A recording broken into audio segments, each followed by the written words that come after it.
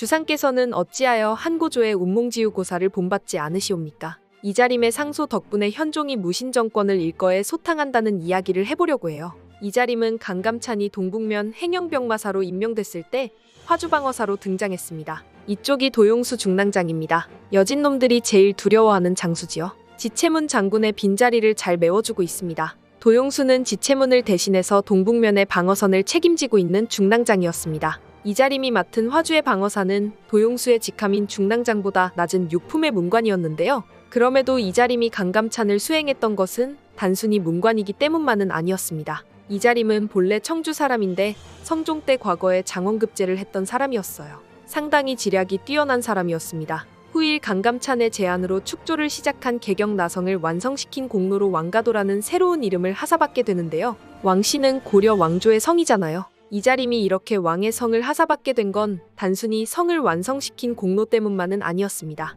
감히 황씨를 향해 칼을 빼들고도 무사할 것 같으냐? 이번 예고편을 보면 지체문이 밧줄에 묶여 움직임을 봉쇄당한 모습을 확인할 수 있는데요. 황제의 보디가드를 그렇게 만든 건 김웅과 최질이 주도한 무관 세력들이었습니다. 무려 6명이 한꺼번에 달려들어 세 줄의 밧줄로 지체문에게 올가미를 걸어 버티고 있었는데요. 6명으로도 불안해서 그 이상의 병사들이 지체문을 둘러싸고 있었습니다. 상장군 최질이 주도하여 궁궐을 공격하려고 하고 있습니다. 현종의 미지근한 태도 덕분에 최질이 반란을 결심하게 됐습니다. 최질이 현종에게 밀고 들어온 것은 그럴 만한 이유가 있었어요. 중추사와 중추일직을 저희에게 내어주시옵소서. 그리고 저 둘에게 유배를 명해주시옵소서. 그나마 온건한 태도를 보였던 김운마저도 장현우와 황보유이의 신변을 요구하면서 기세가 흉흉해져 있었는데요. 그럴 만한 이유가 충분히 있었던 일이었어요. 황보유이와 장현우가 경군의 영업전을 빼돌려서 백관의 녹봉을 충당하려고 했습니다. 경군은 고려의 중앙군대였는데요.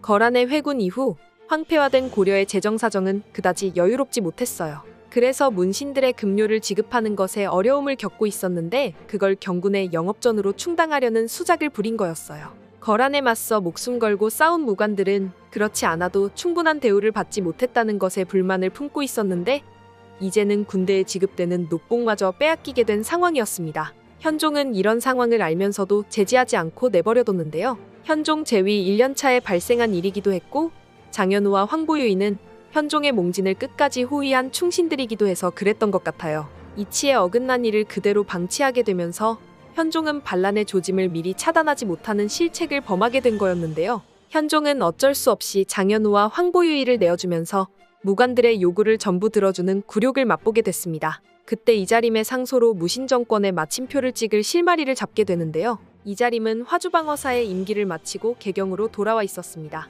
그런데 개경으로 돌아와 보니 무관들이 득세하여 조정의 기강이 완전히 엉망이 되어 있었던 거죠. 주상께서는 어찌하여 한고조의 운몽지우고사를 본받지 않으시옵니까? 한고조의 운몽지우란 한나라의 유방이 대장군 한신을 운몽이라는 큰 호수로 송환했던 일을 이야기하는 거였습니다. 대장군 한신은 역모를 꾀한다는 의심을 받고 있었는데요. 사실 유방의 이름을 빌려 여태우가 가짜 소환을 한 것이었지만 한신은 자신의 결백을 주장하기 위해 홀몸으로 입궐했다가 거기서 죽임을 당하고 말았던 거였습니다. 이자림의 상소를 전해 들은 현종은 여태우가 한신을 죽인 것처럼 무신들의 난을 진압하려는 준비를 했습니다. 서경 장락궁으로 무관들을 불러들인 현종은 공을 치하하며 연회를 베풀었는데요. 김웅과 최질이 취한 틈을 타서 무신정권의 핵심이 되는 무관 19명을 제거해버렸던 거죠. 이자림은 후일 나성을 완성시킨 공로를 인정받아 왕씨 성을 하사받게 됐지만 사실 이때 김웅과 최질의 난을 마무리 지을 실마리를 제공한 것이 크게 작용한 것 같다는 이야기가 있습니다. 현종 입장에서는 이자림이 고마울 수밖에 없을 것 같아요.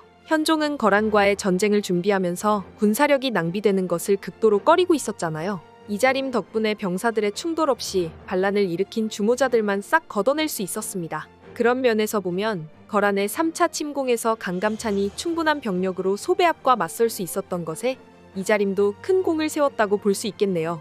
이번 영상 재미있게 보셨으면 구독과 좋아요 부탁드립니다. 구독은 저에게 큰 응원이 됩니다. 오늘도 시청해주셔서 감사합니다.